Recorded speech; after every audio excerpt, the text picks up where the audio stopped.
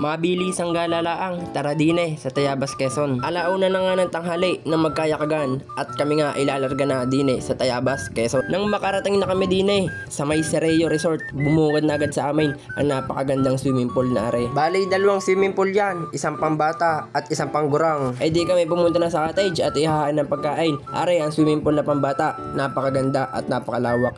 Maganda yung ambience ng lugar, maganda at malawak, tamang-tama sa mga nag-nature trip. Ay di hinahin ng pagkain at nang makatapos nga ay magpapalit na ng damit at magpipicturan na nga ay hindi mawawala yung ganang picturan kapag kayo mga babae ang kasama. Sa gawing ng are, di are ang swimming pool ng mga pambata. Nang makapagpalit ay di nag-makeup na agad at nang maganda nga sa picturan. Nang makababa din sa swimming pool ay di humanap ng magandang spot at talaga namang pipitikan natin ng kainaman yan. Dito nga lang are sa may Tayabas. Ay may nakapagturo nga lang dyan sa amin kaya kami napapunta din Napakaganda nga talaga ng swimming pool na are. Kung mapapansin nyo ay kami lang ang tao. Ay di gay hapon na nga kaya nga kami nalaang ang tao din at nag-uwi ng iba. May nakapagturo nga din sa amin napakaganda daw umakyat doon. Ay kami nga na-scam din ay hindi naman namin akalain ganun pala katarik at nang makadating sa ibabaw ay are sulit naman. Napakaganda nga din sa tuktok at kitang kita mo lahat ay aba ay kahit anong taas na rin at kahit anong layo na rin sa amin ay bakit gay naririnig ko pa rin yung mga chismosang ako'y pinag-uusapan ay ako'y bababa na at ako'y liligo muna at talagang ako'y binabanas sa mga chismosang ayan. Ay di akin muna tuturuan maglangoy ring aking kasama ay kung mapapansin nyo ay pilanti ka ng paa ay talaga namang